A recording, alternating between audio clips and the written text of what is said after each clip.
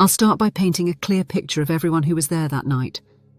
My name is Lauren, and at the time of the strange event, I had just turned 18. Standing at 5'4", I was always the shortest among my friends. Jenna, one of my closest friends, was 5'9", tall and slender, while Mark, our other friend, stood at 5'8" with a stockier build. The date was April the 7th, 2017, a Friday evening, and I had agreed to house-sit for my aunt who was out of town. It seemed like an easy way to make some extra cash before the whirlwind of college life began. The evening air was brisk.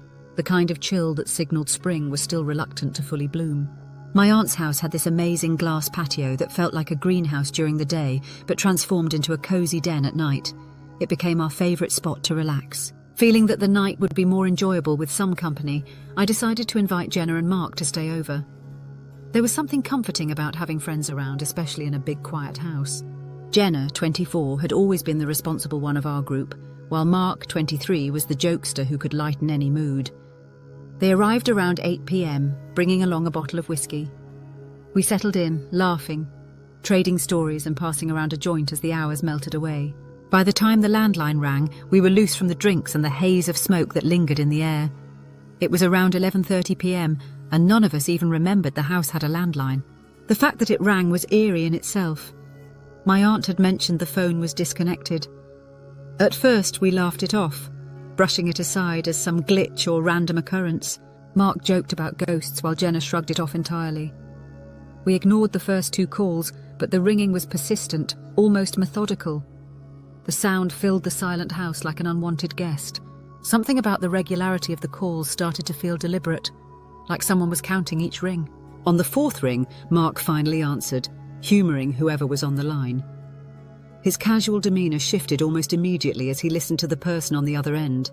A man's voice, calm but assertive, claimed to have found my aunt's purse at a rest stop, 30 minutes away no less. The story didn't sit right. My aunt was supposed to be across the country visiting friends. Why would her purse be anywhere nearby?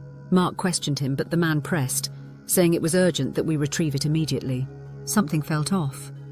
Mark calmly told the man we weren't leaving the house at that hour, suggesting we could pick it up the next day. The man hesitated, then hung up. There was a lingering tension in the room after that. We all exchanged wary glances. I instinctively grabbed Rex, my aunt's German shepherd, and we retreated to the back bedroom. I pulled the blinds shut and locked the doors. Maybe it was just our minds playing tricks on us, exaggerated by the alcohol and weed.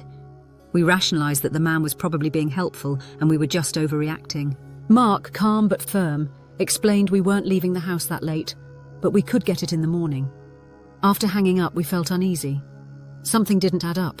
I grabbed the dog, Rex, and we retreated to the back bedroom, shutting all the blinds and locking the doors. Maybe it was just paranoia, but the alcohol and weed didn't help. We reasoned that perhaps the man was genuinely trying to help, and there was no real danger. Hours passed as we relaxed, made snacks, and put on a comedy to distract ourselves. The patio connected to the living room, and while there was a lock on the main door, the sliding door to the backyard by the pool didn't have one. Rex liked to go outside frequently, so we left it slightly ajar. Even though the call lingered in our minds, we felt secure enough in the neighbourhood. At around 3 a.m, the mood shifted. Jenna and I were on the couch while Mark lounged in an armchair. As we laughed, I felt something. That creeping sensation of being watched. I turned my head towards the kitchen and saw a figure crouched near the counter. For a second, I thought I was imagining it, but then the figure extended an arm toward the upper cabinet. I froze. "Jenna," I whispered, nudging her. "I think someone is in the kitchen." Jenna's gaze followed mine, and the instant her eyes landed on the figure, she let out a scream so sharp and raw that it echoed through the silent house. The figure, startled but eerily composed, twisted its head with an unnatural swiftness, locking eyes with us from across the room. I could feel the breath catch in my throat, and an overwhelming tightness gripped my chest. His eyes, icy blue and piercing, seemed to glow faintly against the dim amber light from the kitchen lamp. Every inch of him was wrapped in black. Gloves, heavy boots, and a fitted mask that concealed everything but those haunting eyes. Mark, suddenly alert and rigid, shot up from his seat. "Get out!" he bellowed, his voice trembling yet firm. The intruder didn't flinch or rush. Instead, he calmly shut the cabinet door as if he belonged there, then turned and stepped silently through the patio doors leading into the night.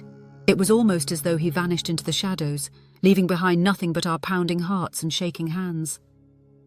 We collapsed into the farthest corner of the room, clutching each other while Jenna frantically dialed 911. Time seemed to warp, but within minutes, flashing blue and red lights illuminated the house. Officers arrived swiftly, moving through the home with practiced efficiency. They combed every room, gathering our statements and noting every detail.